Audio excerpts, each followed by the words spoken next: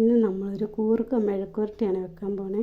ഇത് കൂർക്ക നന്നായിട്ട് കഴുകി അതിൻ്റെ തൊണ്ടെല്ലാം കളഞ്ഞ് മണ്ണുണ്ടല്ലോ അതെല്ലാം കളഞ്ഞ് വൃത്തിയായി കഴുകി ചെറിയ ചെറിയ പീസാക്കി കഴുകി കൊണ്ടുവന്നിട്ടുണ്ട്. ഇനി ഇതിനകത്ത് കുറച്ച് തേങ്ങാക്കൊത്തിടും. എന്നിട്ട് അതും കൂടെ നമ്മളിപ്പോൾ അടുപ്പത്ത് വെക്കാൻ പോവുകയാണ്. നമുക്കിനി കുറച്ച് ഉപ്പിട്ട് കൊടുക്കാം.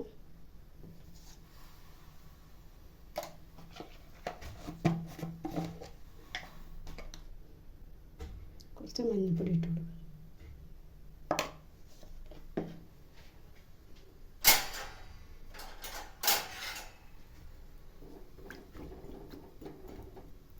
ഇപ്പം അടുപ്പത്ത് വെച്ചു. ഇനിയിപ്പം വേവട്ടെ. മെഴുക്കുവരട്ടിക്ക് വേണ്ടി ചെറുള്ളി നമുക്ക് ഇച്ചിരി കൂടുതൽ വേണം കേട്ടോ. പിന്നെ ഇത്ര വെളുത്തുള്ളി എടുത്തിട്ടുണ്ട്, ചെറുള്ളി എടുത്തിട്ടുണ്ട്, കറിവേപ്പില 2 തണ്ട്. പിന്നെ കുരുമുളക് വേണ്ടതാണ്, പക്ഷേ എൻ്റെ കയ്യിൽ ഇല്ലാത്തതുകൊണ്ട് എടുത്തിട്ടില്ല.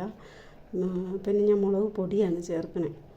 ഉണക്ക മുളകാണ് ഒന്നുകൂടെ നല്ലതാണ്, പക്ഷേ ഞാൻ പൊടിയാണ് ചേർക്കുന്നത്. നമുക്ക് 2 തണ്ട് കറിവേപ്പില എടുക്കാം. ഇവിടെ കറിവേപ്പ് മരം 3 മരം ഉണ്ട് കേട്ടോ. നമുക്കിപ്പം മെഴുക്കുവരട്ടി വെക്കാൻ വേണ്ടി 2 കറിവേപ്പില എടുക്കാം. 2 തണ്ട് മതി.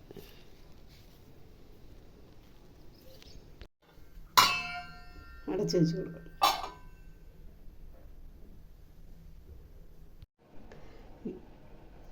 വെളുത്തുള്ളിയും ചെറുള്ളിയും കൂടെ ഞാൻ ഇടികല്ലിൽ വെച്ച് ഇടിച്ച് കൊണ്ടുവന്നിട്ടുണ്ട്. അതിൻ്റെ കൂടെ ചുവന്ന മുളക് പൊടിയും മഞ്ഞൾപ്പൊടിയും കൂടെ ഇട്ടു. ഒരു തണ്ട് കറിവേപ്പിലയും കൂടെ ഇട്ട് ഇടിച്ചെടുത്ത് കൊണ്ടുവന്നിട്ടുണ്ട്. നമ്മുടെ കൂർക്ക എന്തായാലും നോക്കാം.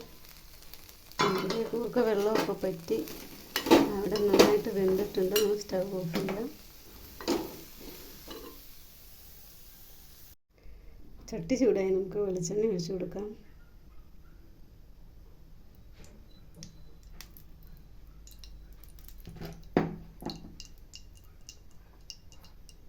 കടുക് ഇട്ട് കൊടുക്കാം.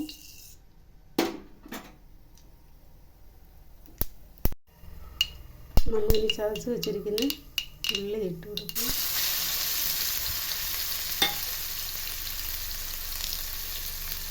ഒരു തണ്ട് കറിവേപ്പില ഇട്ട്. അപ്പോൾ ഉള്ളിയൊക്കെ ചതച്ച് നന്നായിട്ട് ഡ്രൈ ആയിട്ടുണ്ട്. ഇനി നമുക്ക് കൂർക്ക ഇട്ട് കൊടുക്കാം.